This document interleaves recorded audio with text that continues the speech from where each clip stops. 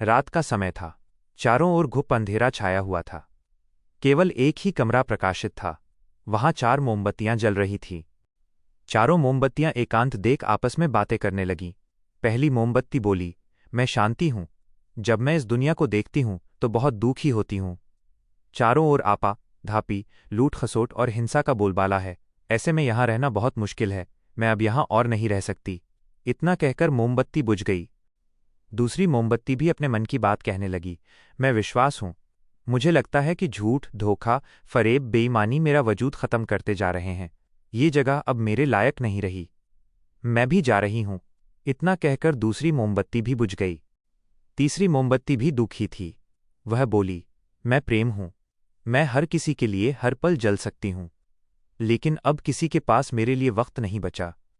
स्वार्थ और नफरत का भाव मेरा स्थान लेता जा रहा है। लोगों के मन में अपनों के प्रति भी प्रेम भावना नहीं बची। अब ये सहना मेरे बस की बात नहीं। मेरे लिए जाना ही ठीक होगा। कहकर तीसरी मोमबत्ती भी बुझ गई। तीसरी बत्ती बुझी ही थी कि कमरे में एक बालक ने प्रवेश किया। मोमबत्तियों को बुझा हुआ देख उसे बहुत दुख हुआ। उसकी आंखों से आंसू बहने लगे। दुखी मन से वो बोला, इस तरह बीच में ही मेरे जीवन में अंधेरा कर कैसे जा सकती हो तुम? तुम्हें तो अंत तक पूरा जलना था, लेकिन तुमने मेरा साथ छोड़ दिया। अब मैं क्या करूंगा? बालक की बात सुन चौथी मोमबत्ती बोली, घबराओ नहीं बालक, मैं आशा हूं और मैं तुम्हारे साथ हूं। जब तक मैं जल रही हूं तुम मेरी लौ से दूसरी मोमबत्तियों को जला सकते हो।